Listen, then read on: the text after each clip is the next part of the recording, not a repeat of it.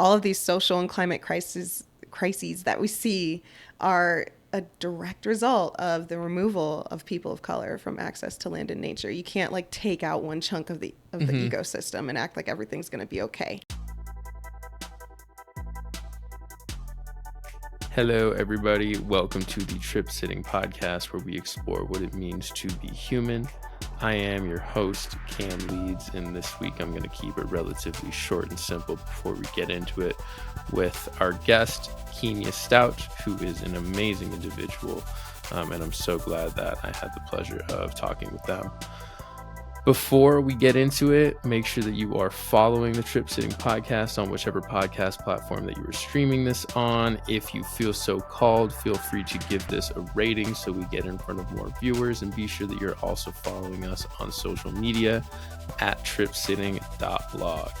That's it for this, and here is the episode.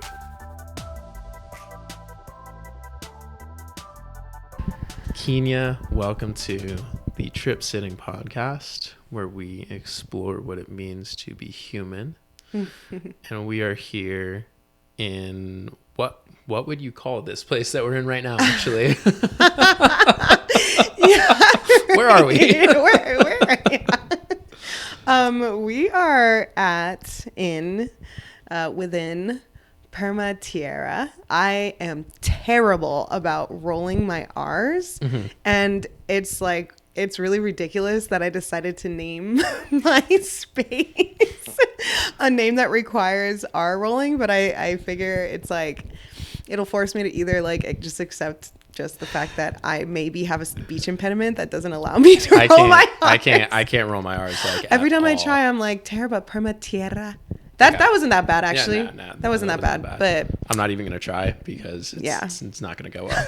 So what does Perma Tierra mean? Is that I'm assuming perma and tierra both have separate meanings? Yeah. I mean, perma, the word permanent, and earth.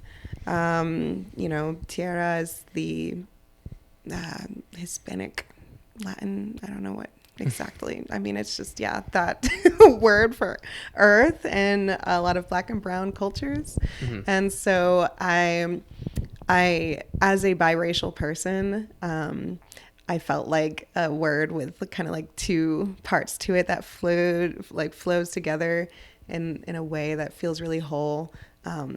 Felt like it represented parts of me, although I am not a Spanish speaking person. I definitely have my children have Hispanic families, and and my best friend is Mexican indigenous, biracial person as well. And it meant a lot to me to represent the earth, and because I feel like the word earth doesn't really always feel like what I want to call earth. Nature. I'm like, there's so many other names. And so I wanted to bring that in, and just the idea of it's like permanency, as far as like she will go on with or without us in whatever way, shape, or form.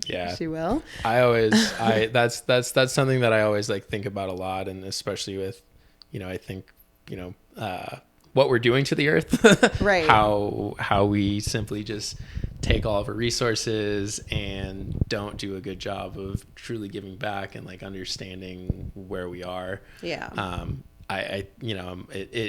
gives me comfort knowing that if we really fuck this up and we wipe ourselves out, the earth is still going to be here. She's still going to be fine. Right. She's not going to leave. It's us that are so focused on, trying to enact our will onto the earth and onto the universe, for that matter. And it's just not how this shit works. And also people always talk about having zero impact, but I really like the idea of not just tossing that idea out, because we're never going to have zero impact. I mean, that's just not realistic. We are beings of the earth, and we're part of nature. We're not separate from it. And so I like to preach about, just having a reciprocal relationship, a positive impact, or just one that really is more connected to our well-being and the well-being of the earth. It's like, yeah, I can't stand thinking of us as separate from her. So it's like, yeah, the earth will live on, and since we are a part of her, like inevitably, like we will too, whether that means we are soil or I don't know, whatever we might become. So I like to think of it that way. And yeah. So a lot of the work you do from at least me following you since psychedelic science was where we met, has to do with empowering like the BIPOC communities and essentially non-white communities.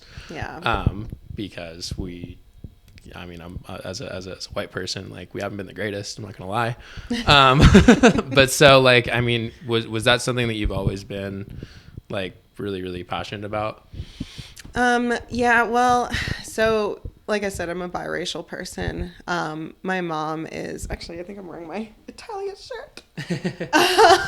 My mom's side of the family is of Italian descent. They are American, but our ancestors are Italian. And then my dad's side of the family is they're from Barbados, which of course African, they're very, very dark-skinned people. And so I grew up with my mom's side of the family. She had taken me and my sister away from my father, and that was a really traumatic thing. I was a baby when this happened, but it was really traumatic to me because I've learned throughout my life that I am my father's daughter. Like just so through and through. We are so much alike, and although I was separated from him, I was able to have a connection with him through. I mean, he's an immigrant.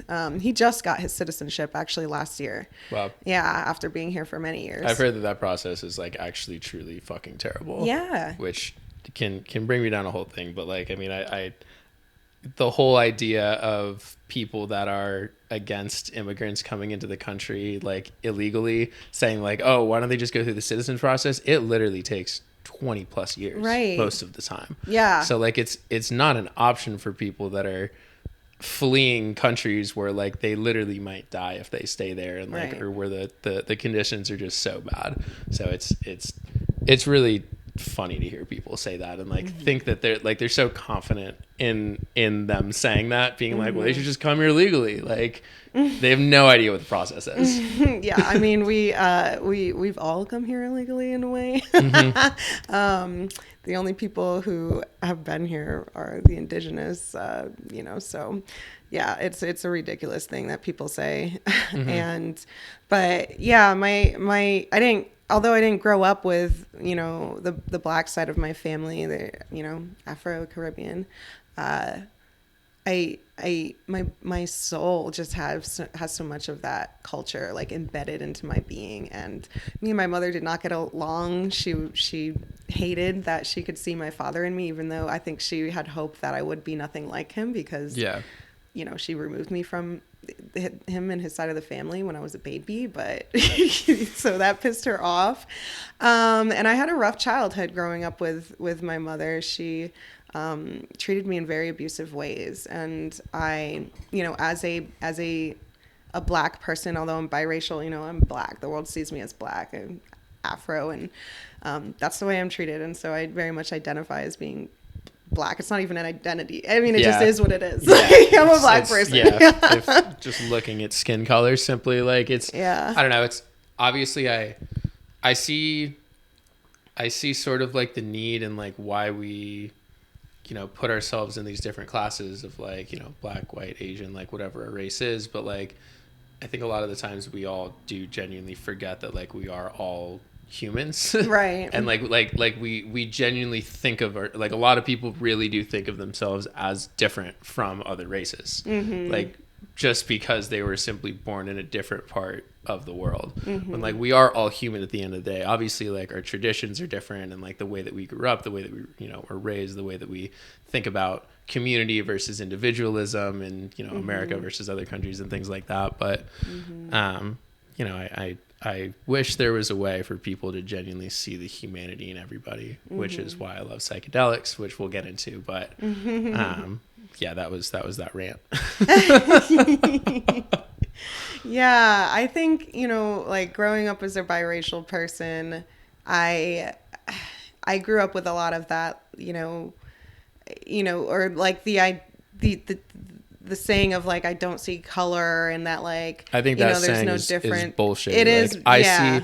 I like it's not I don't see color. Like the way that I look at it is like I see color and I choose to realize that there's no difference between us. Like, exactly. I absolutely see it. Yes. But we've been conditioned to again think that there are differences. So it's about noticing and being aware that like, oh, I see this person, and like maybe in the back of my mind, in my subconscious, I'm like, oh shit, I should be scared if I see a black person walking down the street with a fucking hoodie on or something like that, because that's how black people are portrayed in pop culture and portrayed in movies, is like that's a dangerous person. But it's being able to recognize that, oh, that thought came into my head. Like that's something that I absolutely thought growing up and realized. But then now that I'm older, I'm like, oh, like that doesn't mean shit. Like I can choose to not make that my worldview. Right. Yeah, and that's something that like we all have to untangle. Even black and brown people, we all get those messages, and so I always say that we all have a responsibility towards decolonizing ourselves and the way we do things and the way we think. But yeah, I mean, growing up with my white family who didn't like have that, like they were like, we don't see, like it doesn't, like just like that, like just totally erasing the fact that I'm a black child, and the world, like the people do treat black people differently because of those subconscious and like all those messages. Sometimes they're more than subconscious. They're just, and so I didn't have my the protection of like my black family to kind of teach me how to exist in the world as a brown black skinned person. And so like to answer your original question about like has that always been like working with people of color and uplifting the community, has that always been something that I've done? I would say I mean, it started with myself, you know, so in a way, like, yes, because I just was such a resilient child to where I didn't tolerate the way my mother or anybody really treated me. That just felt wrong. Like even though I didn't have the language for it, I could feel it. And I was like, this is not right. And I could see it so easily in my face. Like, why are my cousins being treated this way from my grandparents? And it's a little different with me. And, or like there's just so many examples in my childhood and I didn't have the language for it.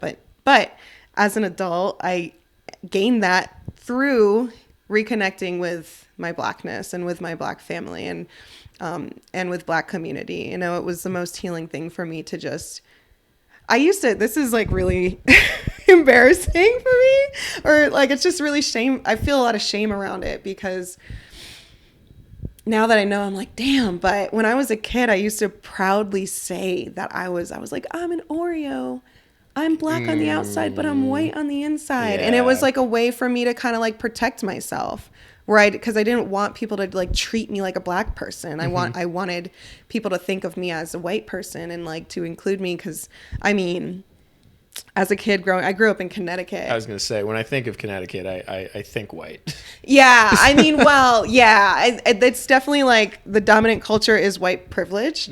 But it's like my hometown is 45 minutes from Manhattan, and there's just a lot more diversity out there and a lot more people of color than there are in Colorado. That's just, also true. But it was interesting for me growing up there because what I saw was that it was almost like because there was so much more diversity, there was a little bit less like community or feeling of a need that like we need to like have each other's back. I mean, that's always there, but it just wasn't as strong as I noticed it being when I came to Colorado. And it took me a while to find like black and brown communities here. What made you come to Colorado? Like, why did you come here? Yeah, I came here. Well, I've been here since 2012, and so it's been a good like over 10 years. But I originally came here because I was desperate to escape my abusive family.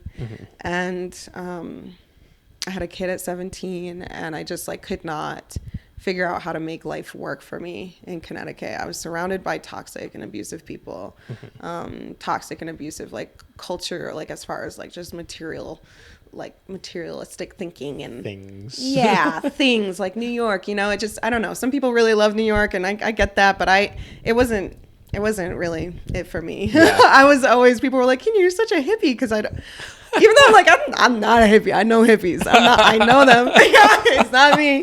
I just like I'd be out in nature, I'll be outside like all the time.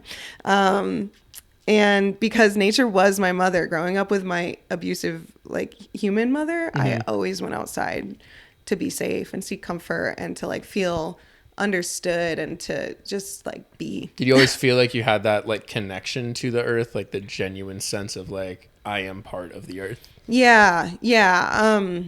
That took me definitely like a lot later in life to realize, like really only the last 2 or 3 years, to be completely honest. Like when I truly have started to feel like, oh shit, like this is all me. Like we're all part of the same thing. Right. Me and this plant, me and you. Right. Like we have all somehow miraculously, against every single odd imaginable, ended up right here, like living. And like that's fucking crazy. Right. Yeah, I mean, one thing that my mom did do well that I'm grateful for as far as growing up with her is that she really did encourage that relationship with nature. She always would teach us to, ask plants before we picked a flower from them, or, and to not kill bugs in the house, and like respecting like all life as sacred. She was like a hippie, her friends, they were all hippies. And so, but these are all things that like, whether they realize it or not, that they all of that stuff is things that have been learned from, or like taken from indigenous and black and brown cultures and communities and just like land-based people in general. And so, although it was like, there's a lot of not good things about my childhood, I did always have like that really strong, just encouragement to view nature as this like oneness within me as well. And, but then also like the abuse, like even further, like encouraged that relationship where I really went outside to feel safe and be with the animals and all those things. So yeah, but yeah, so like all of this like work with land and people of color, I mean, it really, and as being a person of color, it just all started from my childhood and the way I grew up. It's just like always been a part of my life. Yeah. When so from like when I first met you, what I sort of knew you from and associated you with was an organization called Blackadelics. Right. And when did you start that? Are you the founder? Like, how are you involved in that? Yeah, that's a good question. I'm trying to think of how I got to this work. So doing lots of land-based work as far as like farming. I'm an urban farmer. And what does urban farmer mean? Urban farmer. I use the term farmer because when people think of a farmer, they think of like somebody, usually a white person, sitting in the Midwest, right? Corn, exactly, on a plot of land with acreage. I went to college in Ohio, so it's surrounded by corn. Right. Yeah, tractors. Like that's what people think of as far as like farmers go. But what a farmer, like the real farmers are the ones who are doing the work. So these people who own land, which are typically white people, they employ, typically immigrants or undocumented people to come and tend the land because they know how to do it. And so those are the farmers. Gotcha. Yep. Those are the actual land farmers. Stewards. Yeah, got it. Yeah, they're the ones growing the food. They're the ones with having the relationship to land and nature. And I'm not saying that to say, every white person who owns land doesn't have a relationship with it. That's not true. But just like for the most, for the most part, when people think of farmers, they don't think of the people who are actually farming. Yeah. And so I use the term farmer to like change people's perception of a farmer, because when they look at me, I'm not what probably what they think what of as comes a to farmer. mind when somebody thinks of the word farmer. Yeah, and then urban farmer, they're like, how does that even, how can you, it has to be rural to be a farmer. I'm like, no, because I am blessed to have a little slice of land that, in this culture I get to call mine, which isn't really it. Like, I don't, nobody owns nature. I could get to that. Like the idea that anybody thinks that they own any land, like nobody owns shit. Nobody owns anything. Yeah. But Earth does. Right. Yeah. But the government believes that, like, my partner and I own this land. We've all entered into these weird series of agreements to make us think that we own a lot of these paperwork things. And a lot of just paper. But yeah, so it's just a half acre, and I tend to the land. I'm a land steward. But I really do even have like the whole thing. Like I got sheep and chickens, and I used to have ducks, but I just gave them away because I need to figure out a little pond situation. But essentially, yeah, an urban farmer, I would say, is anybody like who has access to some sort of land in the city, and they're stewarding it to, not only support the earth and, regenerate the soil and all the things, but also to like feed and support their community. And so that's what I do. It's more than a gardener, because a gardener is just like, kind of doing it for your own pleasure or something. That's the way I see it. I see a gardener as like, you're just doing it for your own pleasure and stuff. And that's cute. But yeah, I'm a farmer because I like to fuck gardeners. I love my gardeners. Listen. Yeah. But, it also comes, well, I don't know. I won't say that. I was going to say it comes with some sort of privilege, but it kind of does. It kind of does come with some sort of privilege to be able to get, no, it definitely does. There's a privilege of giving. Yeah. And that's something I talk about with Potted Peace Project, which we'll get into. But yeah, the ability to give is a privilege, and so, especially in like a scarcity culture. Yeah. Like most people have. I mean, I definitely grew up, and I'm still trying to figure out like my scarcity mindset of, we're meant to believe that it's like every person for themselves. Right. And that like, if you're so focused on giving, like you're going to end up with nothing. Right. And like, that's traditionally not how communities operated. Yeah. Yeah.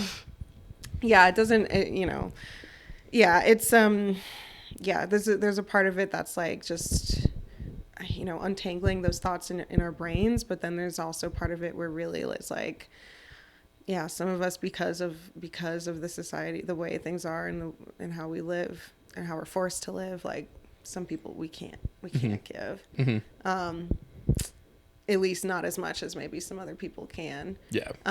But yeah, so yeah, I'm an urban farmer. So anyway, in the Blackadelics,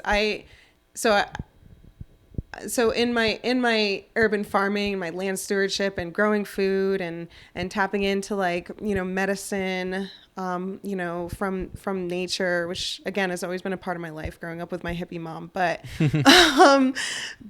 I've really, dug deep into how can I make this little slice of land that I have, like the ability to do what I want for the most part, with not everything, but because there's still a lot of rules in the world, but yeah, like how can I support my community and provide them with medicine and food and all of that stuff. And so that led into, just inevitably connecting with the psychedelic community. Actually, the first person who I connected with who works within psychedelics was dating a good friend of mine. And, I started to see a little window into that world through her and the work that she does. And had you had any experience with psychedelics up until that point? Oh yeah. Okay. Yeah. Yeah. Yeah, hippie. Yeah. Well, it started, I was a big partier in high school. I Mm-hmm. really liked to party. I think a lot of that, like, you know, just growing up so oppressed, being in this white family and abused by my mom, I was like, partying really helped me just like let it all out. Let it out. Mhm. Yeah. And so I In the partied, worst way possible. Right. Yeah. I partied pretty hard.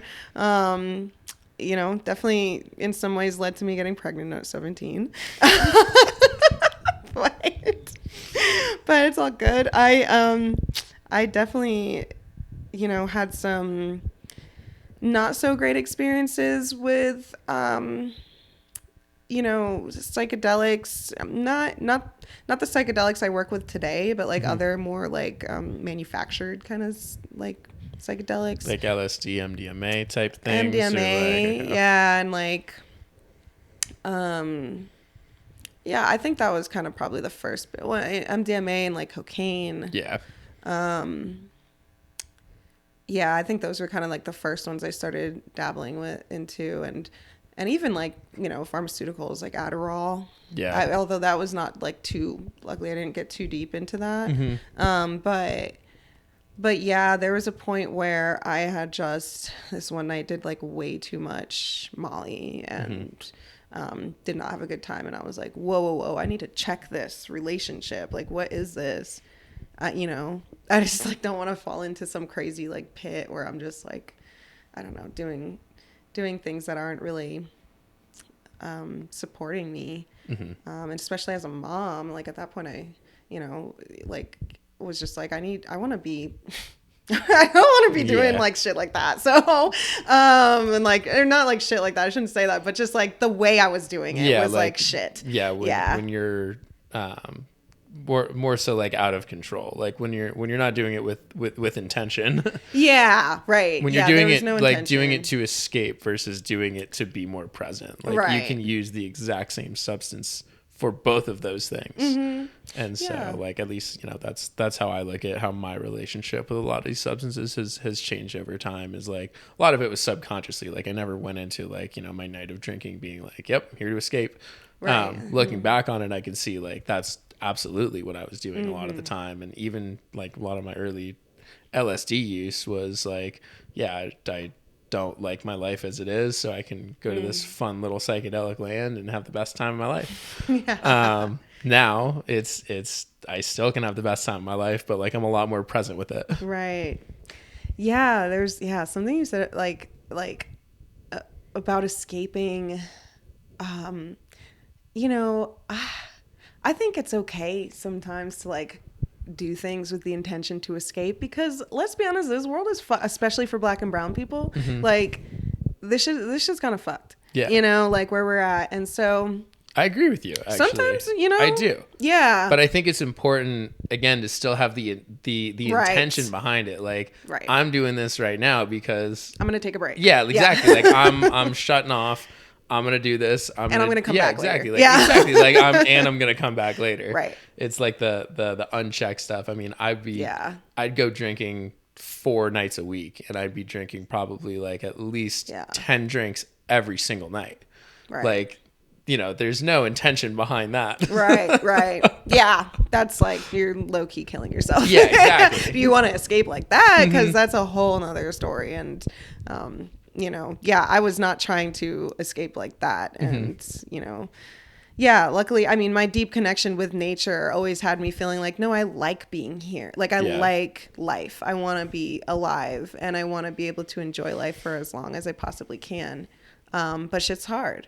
And so, I was like not being intentional about like that, like being like, I want to escape like just for a sec. I just need a break, and then I'm going to check back in. It was just mindless. And so it got to a point, you know, luckily I think it was just going a little too far in some things. And I was like, I really didn't like that. And it wasn't even that many times. It was maybe like twice, like once with Molly and then once with cocaine. It was just like way too much. And I was like, I don't like that. I don't like that. I don't want to do that. And so ever since then, really, My favorite thing has been like microdosing. It's my favorite thing. Yeah. I don't like mega big, people talk about these heroic doses and all this and that.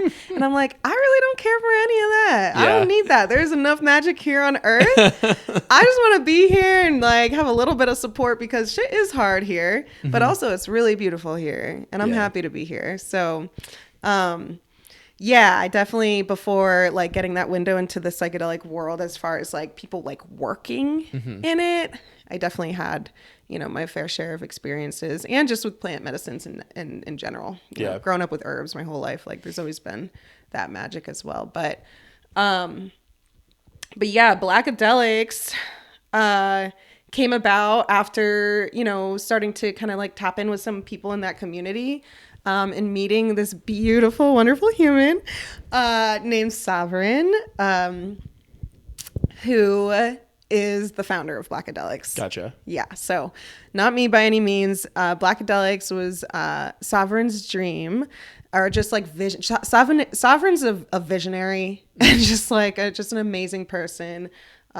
Black, queer, just very like just an amazing communicator and like rooted within themselves and their ability to like be dreaming while also being present on earth is like never fails to blow my mind. They're just wonderful to work with and be around as a friend. And so we just, our relationship didn't build around the idea of Blackadelics originally. It was just, we just connected. And then one day we were out having a drink and they brought it up to me and they were like, this is actually a thing that I've been really like, thinking about for a while. And it really launched when just before like the MAPS conference came to Denver. Sovereign came to myself and another friend of ours named Carolyn, who's also a wonderful, amazing person, very community oriented here in Denver. And is just a fellow Scorpio like me. And I love Carolyn. I just love working with both her and Sovereign. But yeah, Sovereign pulled us together. And the three of us just talked about creating a space for Black people to tap into, outside of the MAPS conference, because we knew that was going to be a whole thing that we were not really down with. That's like not, it's just not it. Corporate psychedelics. Very corporate, very like pharmaceutical, sterile environment. I go back and forth on like my opinion on MAPS and like, because I do genuinely believe that without the work that they've been doing for the last 50 years now, I don't think we'd have the opportunity to have this psychedelic renaissance here right now, because they were pushing the clinical trials back in the early 2000s and all of that to show that there is some medical advantage to these substances. However, I'm also not a fan of corporatizing and medicalizing psychedelics by any means. Right. And so I like it's that double-edged sword. Like without that to begin with, I don't think we'd have the opportunity that we have now. Sure. But now that we do have the opportunity that we do have now, it's like, okay, they can do their thing and fit within the system, fit within the broken system that exists already. And now we have the opportunity to try to operate outside of that and actually create a system that works for the betterment of everybody. Yeah.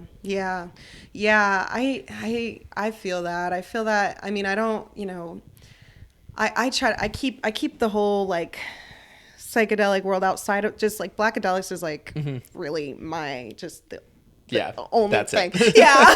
That's what I'm tapped into. Right. Everything else.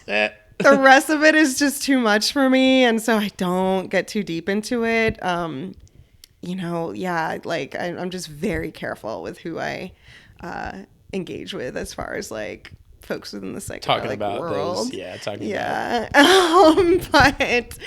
But I mean, I hear you and I really resonate with that in the sense that like I feel that way about a lot of like, life as a American citizen. Is like it's this double-edged sword. It's like we have certain comforts that are really nice, like it's It's cute that I get to turn on Netflix at the end of the day and chill. I mean, I even think of that's a it privilege, like but even the sense that like we get plumbing and running water and electricity every single where we go. Like right.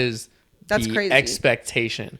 That's ridiculous. No, that's crazy. And then on the other side of that is, you know, there's genocide. You know, people are just like all across the globe, like continuously like suffering because we have these privileges. But then I'm also like, you know, I'm a Black single mom, and like it's you know, it's hard out here for me too, but it's also like it's just a lot.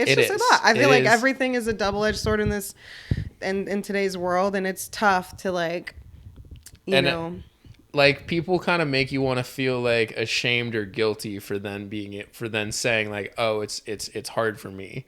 Like when there are other people that, you know, like the classic saying, like, you know, when a kid doesn't eat all their food, like, well, there's starving kids in Africa. Like, okay, but like, like I get that, but I'm still allowed to have difficulties in my life too, regardless of what anybody else is doing. Like, that doesn't make it any better or worse, the fact that like we're comparing ourselves to other people.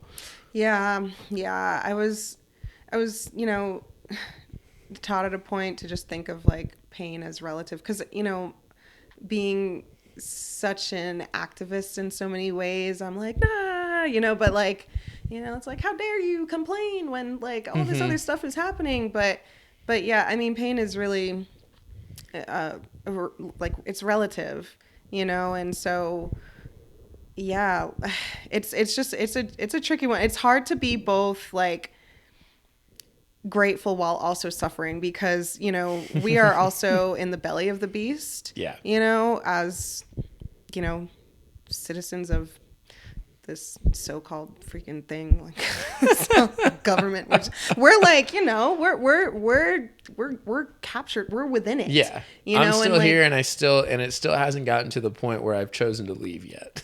Like, I'm still choosing to be here. I'm still making the conscious choice that like I'm going to stay within it. Yes, and some of us don't have a choice even to leave. Like, I mean, you know, I was just kind of talking about this with my partner today. We were just like joking. It wasn't really a serious conversation, but we were just talking about like California, and we were like, it's gonna just like snap off at some point and drift away, or like Florida's gonna sink into the ocean, and like that's gonna be gone. And you know, like, how do we like know, like, because like there's parts of us as like land people where we're like, just the land's gonna do what it's gonna do and let it. But then we're also like people lovers, and we're like, but the people, there's like there's people there. So like, do we save it? Like, what are the solutions to make sure it doesn't snap off and float away? We all look at it like that, but then when like, you know, the millions of people in California are like, well, I'm gonna move to Colorado, we're like, no, I don't want you here. Hold up. I don't want you to die, but I don't want you here either. It's like, I mean, and I was like, well, a thought that went through my mind with that, I was like, we'll just have to like, you know, we'll have to get everybody to leave those areas so the earth can do its thing and nobody can get hurt. But then I'm like, that's not accept. That's very, people can't just do that. You know, people can't just leave. Well, they can't just leave. A lot of them in the society that we've created today. Exactly. That's not an option. In an ideal world, you know, we'd be migrating. Exactly. We just up and move because we know how to do that. Right. We don't really do that anymore. I do want to make sure that we touch on an event that Blackadelics is going to be involved with, which is a table of our own. Thank you for bringing that up. Yes, Blackadelics is collaborating with A Table of Our Own, which is a documentary created by Black people to like centering Black people and creating literally a table of our own within the psychedelic, all the things. I don't even know what to call it at this point. But, you know, because typically when you walk into spaces that are like, oh, this is like a psychedelic event, it's just white people and these white like hippie people or like whatever, you know, whatever you want to call them. But it's just like not a space where Black people feel safe, or people of color, but definitely especially Black people and Indigenous people. Like, it's just really not safe.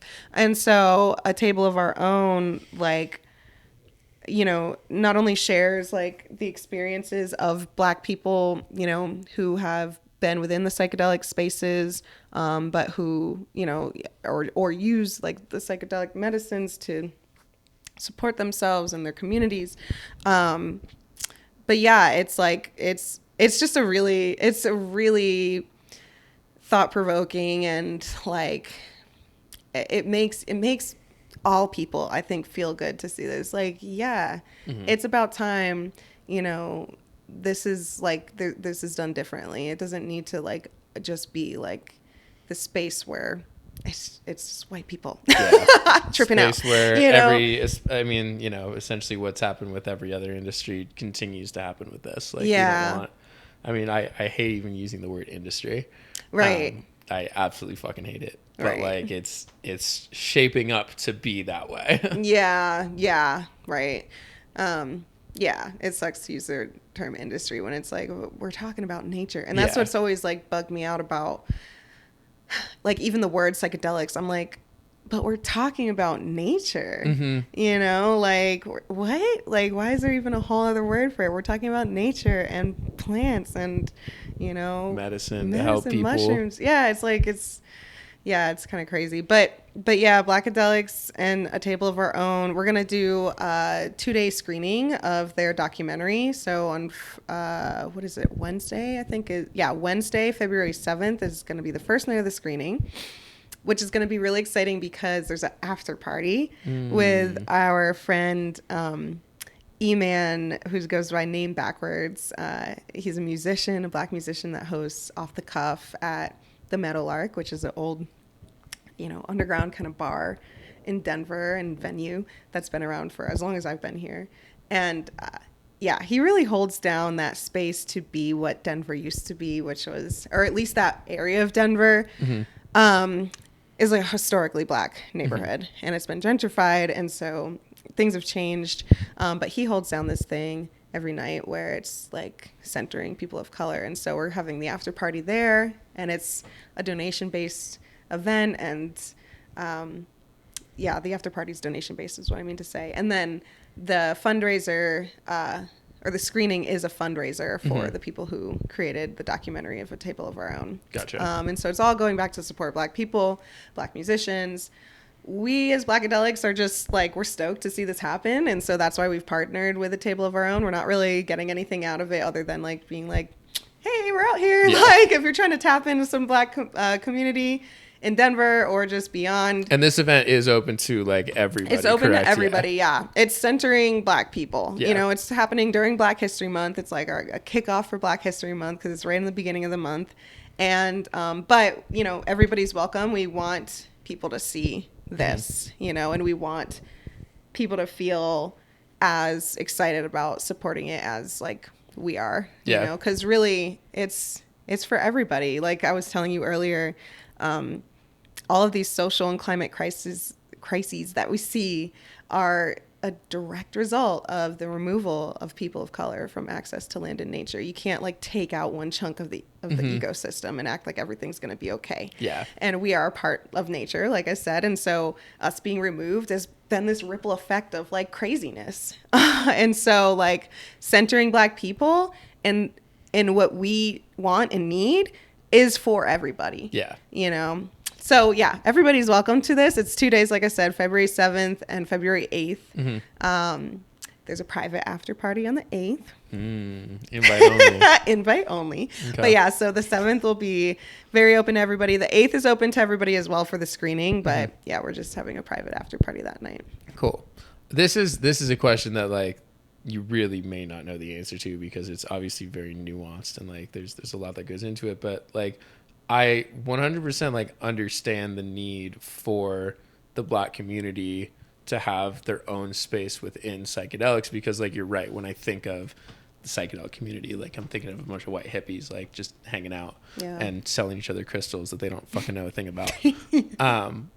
But like how do we combine both of the communities to actually like interact with each other in a way that respects your guys' culture, like your like Black culture and indigenous culture, that also like allows, you know, white people, non Black people and to like truly understand it and like actually learn about it. Because like I think that's like my biggest like challenge that I see is that when there are communities like Blackadelics or, you know, that obviously want to like be their own community and be there for each other, but like white people then don't get an opportunity to actually learn like what they're doing wrong. Yeah, right. Yeah. So I think the best way to answer this would be to talk a little bit about shared ground, which I don't know if you're familiar with that. So shared ground is a project that I worked on. It was mostly going on last year, and it was a climate and community resilience sanctuary that was dreamed up and, you know, manifested into reality by a group of people, including myself. But it started with this group of white folks that I had been in community with through, you know, other like various like land-based educational spaces, a lot of permaculture people, which, you know, I feel that there's problematic things within permaculture, but there's also things that I'm like, okay, it's an opportunity. It's kind of space. Ideally, permaculture is a space for white people to learn about, you know, Black and Indigenous cultures, especially around land stewardship. Whole other thing to talk about some other time maybe, but essentially, Shared Ground was a space that was meant to kind of be like a commons, you know, for all of the people, and they really wanted to make it a space where Black and brown, you know, people of color could feel included and safe and welcome. And but, you know, it being a predominantly white steering committee, you know, so I, you know, but these were folks that I had known and been in community with for a while, or had built relationships with, like, in other ways. And so when I knew that they were doing this thing, and especially when I knew that they had access to this really big building, a former church building in what's now known as the Highlands, which is the gentrified name for the North Side neighborhood in Denver, which is a historically Latinx neighborhood. I saw it as an opportunity to, like, go in with these white people and, you know, like, create access to space for my communities. And so I started doing that. And, you know, it was just a whole there's a lot of stories behind it. But essentially, I curated Saturdays to be BIPOC-centered days. And the culture on those days was that if you were white, you only really come if you're invited by a person of color. And there might be some times when you're not invited. And, you know, you just have to be okay with that. That's just the culture of those days. And that was to be able to create space where, you know, like we're saying, like, people of color could be and like have more ownership over, like, what was going on in those days, on that day, and in the space. And then if it made sense for white people to be there, then we'd invite them. And if it didn't, then we wouldn't. And that, I think that worked really well. So Saturdays were the most successful day at Shared Ground. It was the most lively day. I mean, because people of color needed the access to space the most. Yeah. And so they showed up the most. But also because, like, just the vibe of those days felt so good, where it wasn't like this, it wasn't white people holding it down. Like, it wasn't like gate kept. Yeah. I mean, it just wasn't white. Well, it was in a way that made sense. You know, it was like, I don't know if gate kept is the best word, but I was kind of, you know, like, there were some gates where we were like, no, you can't just come in here with the hordes of white people. Like, we need space. This is not happening anywhere else in Denver. We need space where we can be and we can, like, say how it's going. And so I think that is, like, similar to maybe what you're asking, where it's like, how can white people learn? It's like, well, you can learn when you're invited to learn, you know, not when like it's great, you know, that there's a lot of people who want to learn these days, but but then, you know, there's obviously these problems of like, you know, expectations of black and brown people, especially black people, to like provide this labor of explaining and educating. Where it's like, I mean, that's fucking annoying if you have to go out and explain yourself every single time. Like, you have to prepare or for even that. once. It's like, if I'm just walking down the street, like, I'm not, you know, I didn't sign up to be a teacher today. Yeah, you know? exactly. It's like, not like it's ever. Yeah. Like, you know, and so some also the thing with BIPOC Saturdays, you know, something that was brought up and shared ground with the steering committee was that they were like, well, we don't want people of color to feel like they can't come in the space any other day. Yeah. And it's like, no. Like, that's not the case. That's not it. That's not it. It's just Saturdays are for us. And like, you know, obviously we're welcome to do things on other days, but there's some people of color who don't want to engage with white folks and be in white spaces, and that's okay. Like, they're allowed to say no, thank you. I don't want to do this. Like, you know, like, it's the thing of like, yeah, I don't want to be a teacher today. Yeah. You know, I don't have the energy. I don't have I'm tired. I do this every day in so many other ways or whatever. And so, you know, I think, you know, I know that there are Black, Indigenous, and people of color who like have the energy and desire to like coach and guide and teach white people. And there are those who don't. And then there are those who go in between, like me. I'm like, some days I'm like, I don't want to do it, and other days I'm like, I will do it. You know, it'll be me. You know, and like also like as a biracial person, there's part of me that's like, well, being halfway, I feel like I kind of have to. You know, there's like, I don't know. And some people are like, Kēnya, that's ridiculous. But I'm also like, I don't know. I just feel like I should. And so I can relate to them. or just like I feel like it's like a duty. I have to, I don't know. It's ridiculous. But yeah, you know, so it's like there's like one of the symptoms of white supremacy being like this sense of urgency. And I think that shows up in white people wanting to learn and like wanting to do the right thing. And like they're so like it feels so urgent. They're like, I need to do it now. And it's like, it's that yes. And check that sense of urgency because it might push you to cause harm. Yeah. You know, and so I don't know if that answers your question. No, it's a good. I think that's a really, really good answer. Like and like I'll kind of segue in the whole sense of like urgency thing too. Like, you know, I right now work for a company that does like ayahuasca, psilocybin, and 5-MeO retreats outside of the country, and like if people are coming to us being like, I need to go like right now, like we won't accept them because we're like, hold on, like be patient, like there's nothing in life that's that urgent. I promise you. So like except maybe the birth of your child. Like get there, be there. Yeah. If you can. Yeah, maybe. Maybe. Yeah. I don't have any experience, unfortunately, so I can't speak on that. I know you had to be there.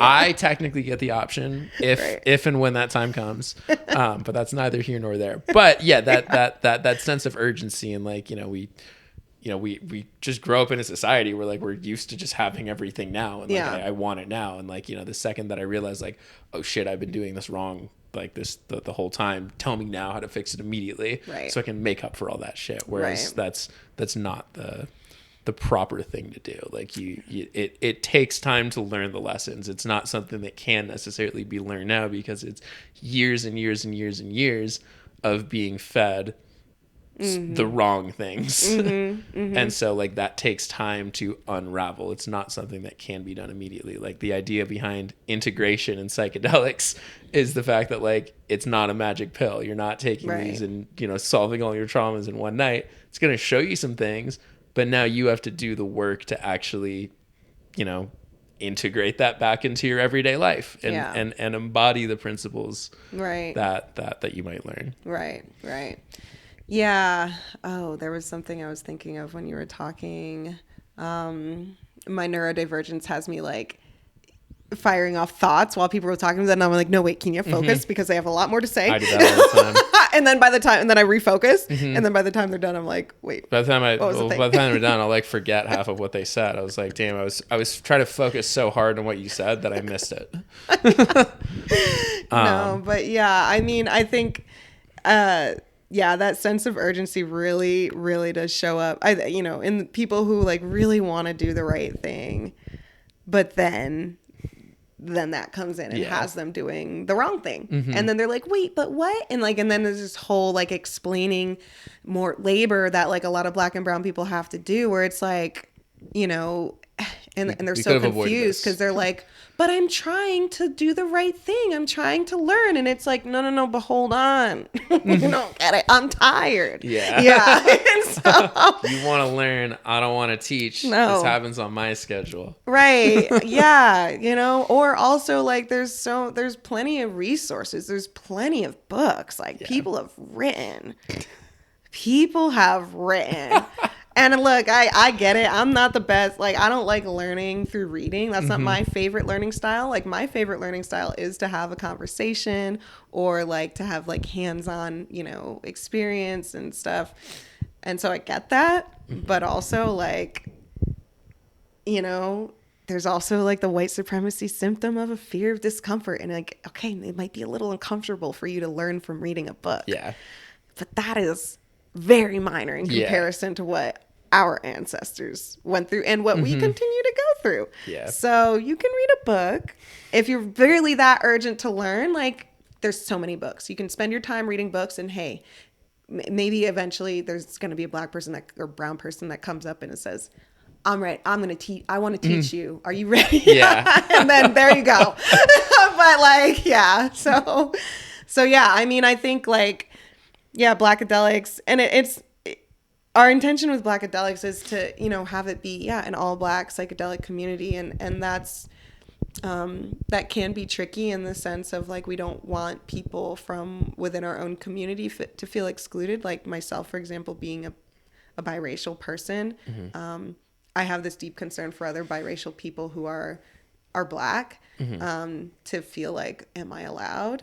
Because and that might be me projecting, but like I experienced that as a kid, just feeling like not accepted by Black community growing up, and so it's tricky, but I'm so confident in the people that I work with and in myself and in the communities that back us up and support all three of us. Like it's not just us. Blackadelics is not meant to be like just us in leadership. We're constantly like doing, that Spider-Man meme where it's like they're all pointing at each other.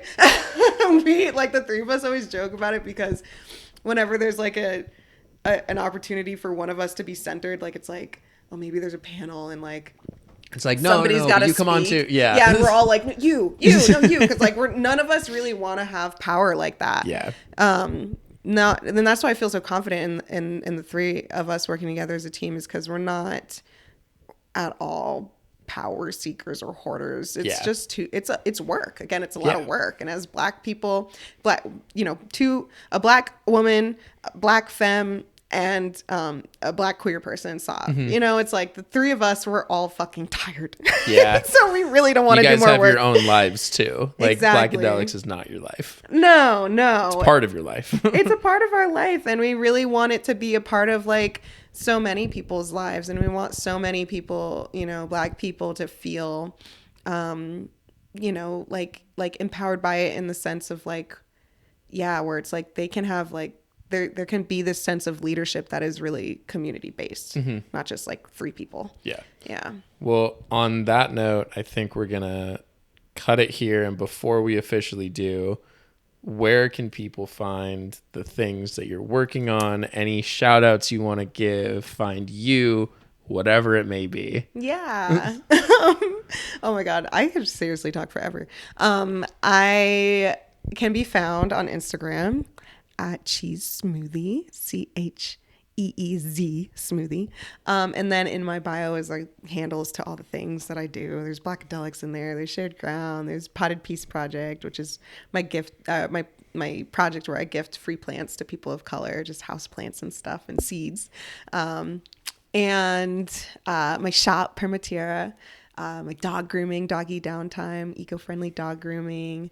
It's all in there in my bio. So that's probably the most simple Cool. route to take. Just go to my personal Instagram and it's all in there. Yeah. Sweet. Well, thank you so much for coming on and just being open about your story and your experiences and having a dope conversation. Thank you. Yeah. Thank you for having me and tolerating my wildness. I just feel like I'm all over the place all the time. So thank you. I appreciate you and what you do. You're absolutely amazing. Thank you so much. Thanks, Kim. Peace. All right. Later. Thank you, everybody, for watching or listening. And thank you again to Kēnya for coming on the podcast. You can find all of the information that you need about Kēnya in the footnotes of this podcast. If you're interested here in Denver, Colorado, of seeing a table of our own, be sure to check that out. I'm going to be there next week for sure.